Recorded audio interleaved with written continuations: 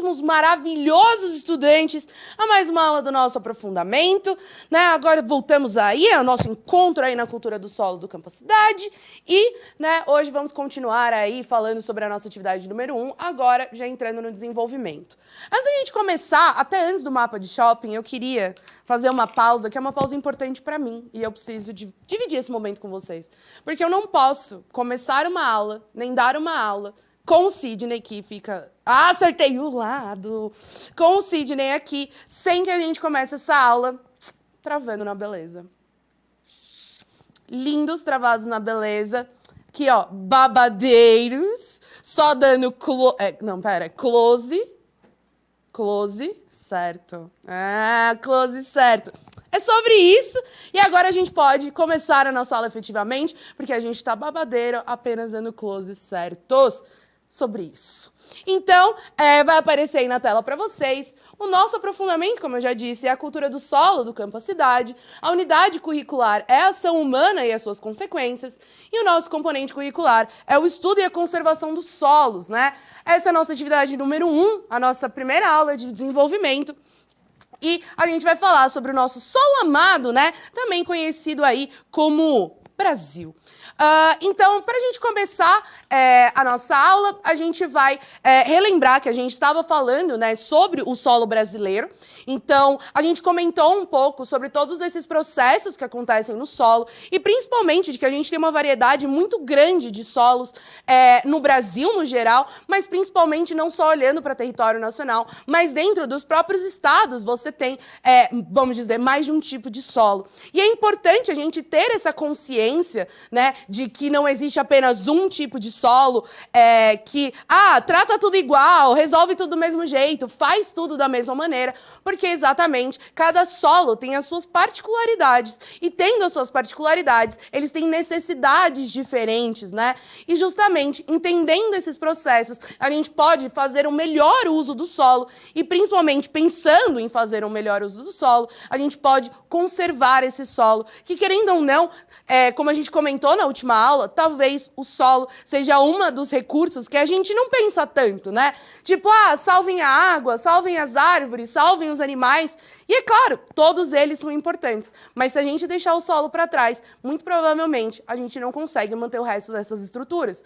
Por quê? Para uma árvore nascer e crescer saudável, ela precisa de um solo saudável. Quando a gente fala sobre a água, a gente precisa garantir que esse solo, né, principalmente que vai levar várias coisas ali para lençol freático e tudo mais, ele esteja ali seguro de não ter, de não levar contaminação para essa água. Da mesma maneira, os animais precisam conviver num solo dentro de uma vegetação e um ecossistema que faça sentido para eles. Então, bora lá. Vai aparecer aí na tela para vocês. Os solos brasileiros, né?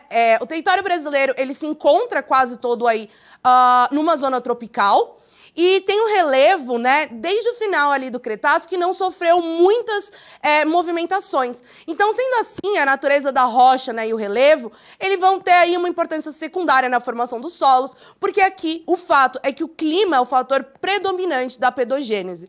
O que isso significa, né? Falei bonito? Falei bonito. Não estou acostumado. Então, vamos trazer já para uma conversa que faz mais sentido para mim, pelo menos. Que é o seguinte, a gente está numa zona tropical, mas principalmente quando a gente olha para o nosso território nacional, não estamos falando sobre todo o nosso continente, mas especificamente sobre o Brasil, a gente está falando que nós estamos em cima de uma placa tectônica. A gente não está... um momento que eu vou tossir. Pronto. A gente não está num encontro de placas. A gente meio que está... Não exatamente no meio, mas para ficar melhor assim, a imaginação, imagina que a gente está no meio dessa placa. O que isso significa? As ações de placas tectônicas, obviamente, elas mudam o relevo e elas têm um efeito muito grande na formação do solo. Se a gente olhar a Cordilheira dos Andes, assim como diversos outros blocos montanhosos, né, eles vêm desses processos de encontro de placas. Quando a gente fala do Brasil, a gente não tem esse processo. A gente não tem, né, tantas questões, né, de movimentação do solo. Então, a gente não tem terremotos, a gente não tem esses processos. Sendo assim, assim, toda alteração que a gente sofre no nosso solo, ela vem aí justamente do clima como fator predominante. Então, secas, chuvas, alagamentos, todos esses processos que são de clima e não sobre movimentação de placas ou movimentação de rochas, é que tem um impacto dentro do da nossa formação do solo.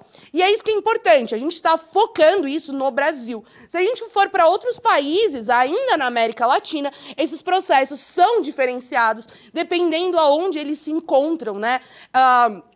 Dentro dessas placas e outros fatores também, tá?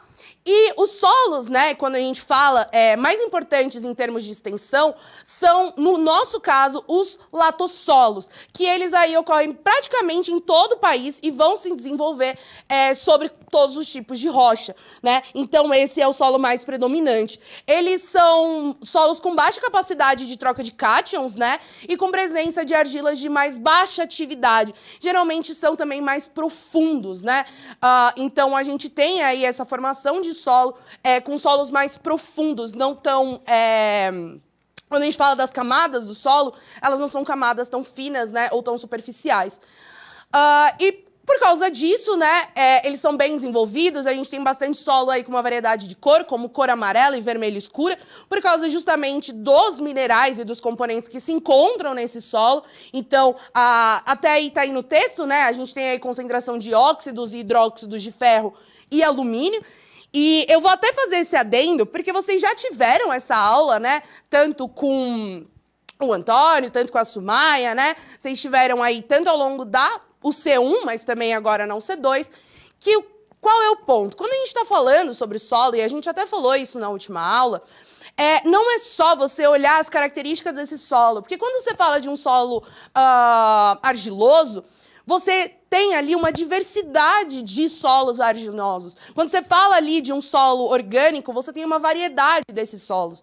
E o que traz essa variedade? Justamente quais são os componentes e as substâncias que se encontram dentro desse solo.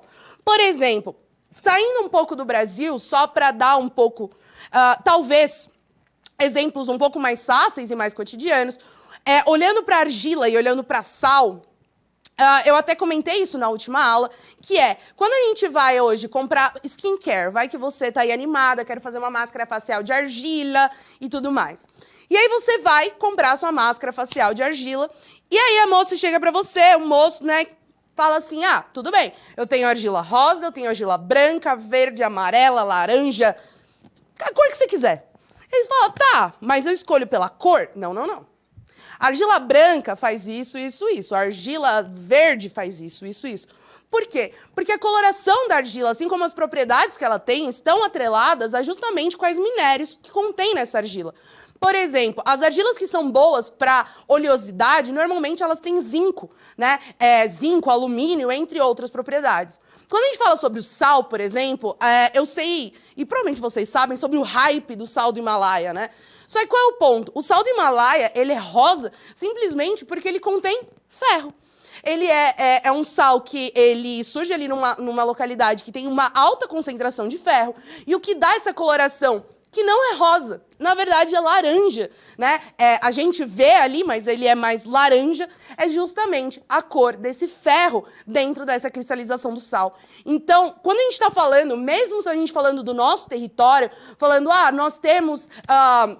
esses solos da cor amarela, de cor vermelho escura, com várias variações de cor, é porque, indiferente da gente ter, vamos dizer, o mesmo tipo de solo, não significa que as propriedades que esse solo tenha ao longo de todo o território nacional sejam as mesmas, que os minérios, né, e outras substâncias que contém nesse solo sejam as mesmas, tá? Então, e esses solos, obviamente, que a gente está trazendo, que eles são ali mais frequentes em terrenos mais planos ou pouco ondulados, a gente, obviamente, não está numa planície absurda, tipo, que você só vai olhar e, meu Deus, só vejo a linha do horizonte. Não, mas mesmo assim, quando a gente for comparar, olhando para a nossa formação, nós temos solos muito mais planos, né, nivelados, do que comparados, por exemplo, a se a gente olhar para a galera que está lá na Cordilheira dos Andes, onde justamente a formação da cordilheira, ela vem aí de uma atividade tectônica, tá? Então, é importante a gente ter essa ideia, não quer dizer que a gente está dizendo que tudo aqui é plano, sabe? Tipo Rei Leão, Simba, olhe, tudo que o sol toca pertence a você.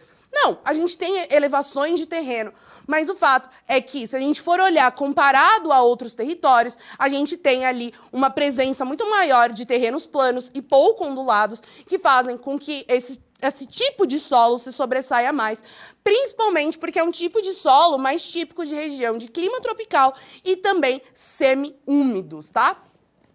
E agora, para a gente ter um pouco mais de noção, vai aparecer aí para vocês na tela o mapa do Brasil.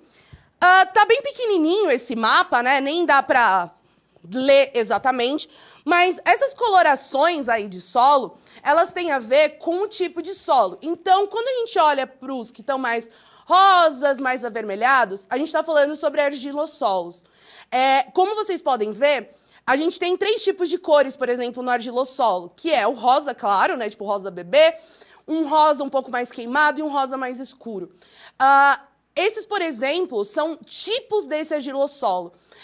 No geral, eu vou falar dos principais, que é o argilossolo, o cambissolo, xernossolos, eu tenho que ler bonitinho. Spoossolos, gleissolos, latossolos, luvissolos, neossolos, nitossolos, organossolos, planossolos, plintossolos e vertissolos, né? Esses daí são os tipos de solo que a gente tem. Mas ainda assim, embaixo de cada uma dessas nomenclaturas, a gente também tem o nome das variações desse próprio tipo de terreno dentro do próprio mapa. Então, quando a gente fala sobre os tipos de solo, a gente não pode também olhar para essas formações achando que elas são... é argilo-solo? É tudo a mesma coisa. É tudo igual. Dá tudo na mesma. Não. Eu vou até colocar aqui para vocês que, ó, a gente tem o argissolo. Ele tem o Bruno, que eu acho maravilhoso, né? Temos o Bruno, não falamos do Bruno, amarelos e vermelhos. Quando a gente fala de cambissolos, né, que são esses mais amarronzados aqui, eu acho que a gente pode pegar esses solos tão mais para cá, assim. Mais ou menos por aqui. A gente tem os úmicos, a gente tem os flúvicos, né? Então, eu não vou, obviamente, me estender falando de cada um desses solos, mas depois vocês podem olhar para esse mapa, né? Ver aí onde vocês encontram, por exemplo, esses argissolos vermelhos, a gente encontra em vários lugares do Brasil, ó. Não, isso aqui não. Aqui. Olha a quantidade de cores que a gente tem no Rio Grande do Sul. Olha a quantidade de cores que a gente tem no Nordeste. Então, a gente não pode esquecer de que mesmo dentro de um espaço menor, como um estado, a gente também tem uma variação de solo muito grande, dependendo de onde ele está. Como eu falei para vocês, é só olhar a cor do Rio Grande do Sul, é só olhar a cor dos estados do Nordeste. Eles têm uma variação de solo muito grande e muito rica, né? E para a gente entender melhor, a gente tem a classificação de solos, que é utilizada pela Embrapa, né? Aqui você encontra a nomenclatura dos solos, assim como as características que você tem aí para esse solo. Então, quando a gente fala dos principais solos que a gente tem no Brasil, a gente está falando do neossolo, do argissolo. Opa, argissolo não. Deixa eu apagar aqui. Cliquei errado. Borracha, tá vendo? Ó, isso se resolve. A gente tem o nitossolo e o latossolo. Claro, a gente tem a presença de outros desses solos, como vocês viram, mas vamos dizer que em maior quantidade a gente tem esses. Então, no neossolo, é um solo pouco evoluído, ela tem a ausência do horizonte B. O horizonte B, quando a gente fala, é que quando você tem uma... Imagina que eu fiz um corte, né? Você tem a rocha-mãe, né? Que é justamente a rocha que dá origem ao solo. E você tem as diversas camadas desse solo, que são justamente as formações que esse solo foi tendo ao longo do tempo, né? De sedimentos que foram depositados nesse solo. O horizonte B é uma dessas sedimentações que você tem do solo, é a mais próxima que a gente tem da superfície, né? O horizonte B seria por aqui. E aí, no horizonte B, a gente vai ter aí predominância de características herdadas do material original. O que isso significa? Que você não tem tanta presença de várias etapas de sedimentação. Esse solo, ele está muito mais próximo da rocha-mãe do que de, por exemplo, você ter tido sedimentação de outros tipos de rochas e minérios. Então, ele tem mais predominância dos elementos da rocha-mãe ou rocha original, né? Mas o nome utilizado, a nomenclatura é rocha-mãe, tá? Temos também o nitossolo, que é um solo bem mais evoluído nesse sentido, mas evoluído porque quando a gente está falando sobre essa questão da evolução, é justamente sobre a sedimentação que foi tendo nesse solo. Então, ele é um solo mais evoluído, a gente está falando aqui de argila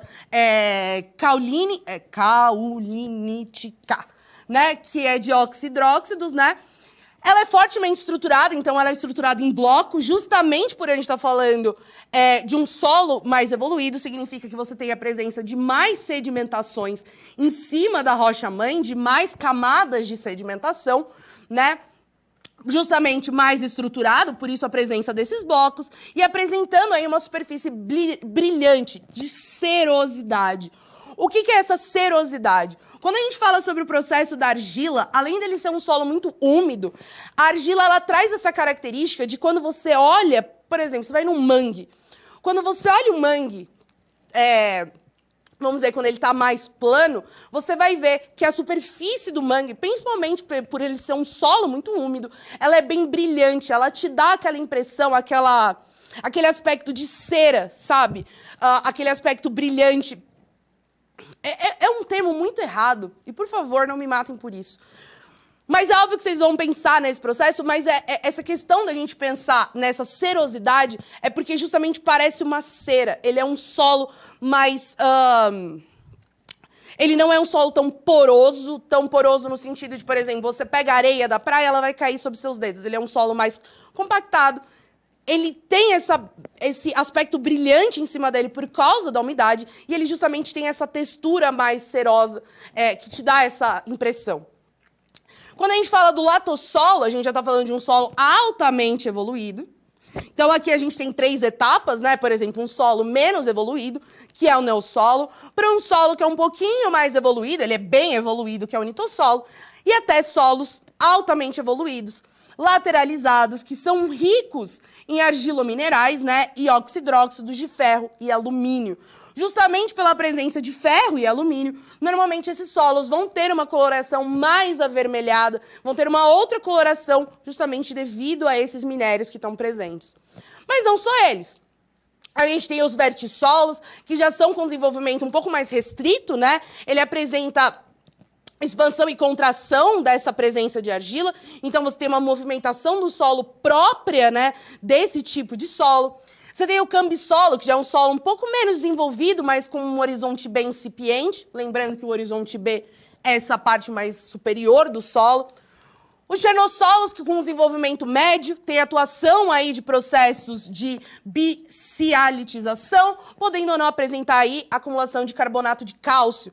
Justamente carbonato de cálcio, lembrando, o carbonato de cálcio ele também faz alteração na cor dessa terra, tá? Luvissolo, horizonte B, você tem um solo com horizonte B de acumulação, que quer dizer, é um solo muito mais sedimentado, significa que, ao longo do tempo, ele recebe mais processos de sedimentação, né? E ele é formado ali por argila de atividade alta, e horizonte superior é lixiviado. Esses luvissolos, normalmente, eles estão em áreas mais alagadas. E justamente por você ter a presença ali dessa água, ela vai levar todo esse processo de sedimentação. E é por isso que o horizonte B dele tem uma acumulação muito maior de sedimentos, tá? Alissolo, que é um solo com horizonte B textural. Então, você tem um horizonte B com...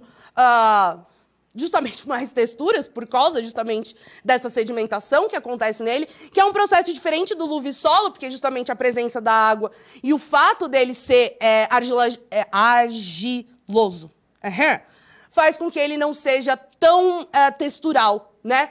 E aí ele tem com alto conteúdo de alumínio extraível e solo ácido, né? Aqui no caso, a gente já tem um solo que ele já é acidificado. Então, obviamente, a maneira com que você vai manejar esse solo é diferente, porque ele já tem na sua própria propriedade a existência da acidificação.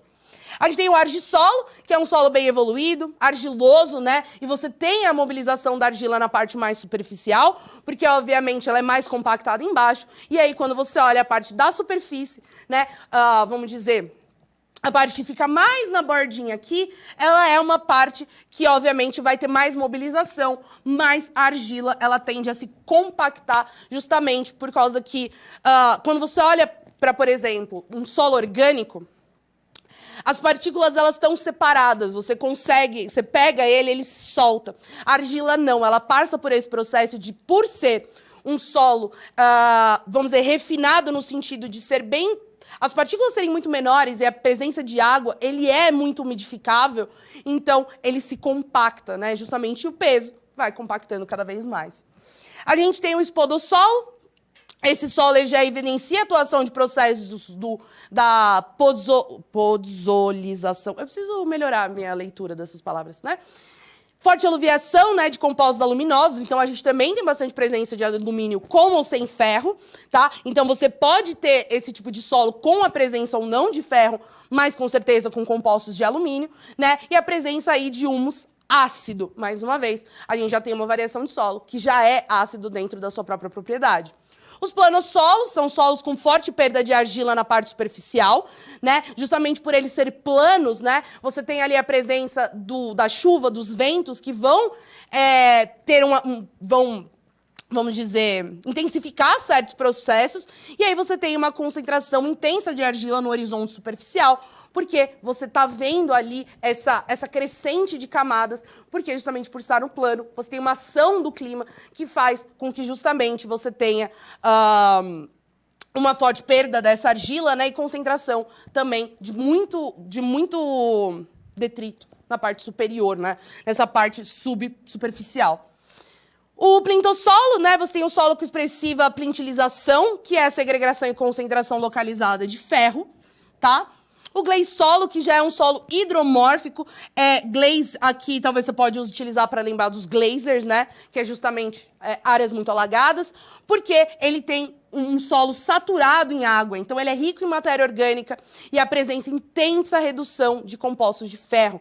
Então aqui a gente já está falando de um solo muito umidificado e justamente por isso ele também é muito rico em matéria orgânica. E o organossolo, que é essencialmente solo orgânico, né?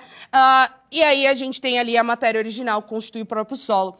Lembrando, a diferença do organossolo para o glaze solo é que quando a gente fala de solo orgânico, ele não necessariamente ele está saturado de água. Obviamente ele é um solo úmido, mas ele não é saturado de água, né? Então você não tem muita presença de água. Você está ali no equilíbrio.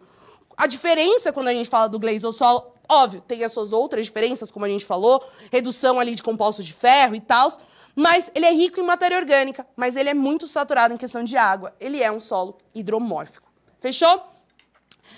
Você, obviamente, precisa decorar todas essas nomenclaturas, né, para que depois você possa voltar para esse mapa e decorar todos esses nomes. Não, né? O ponto é importante a gente saber essas diferenças. É aquela história, eu não preciso saber disso decorado, eu não preciso saber isso na ponta do lápis para tipo, ai gente, bom dia, você sabe o que o argissolo Bruno precisa hoje? Não.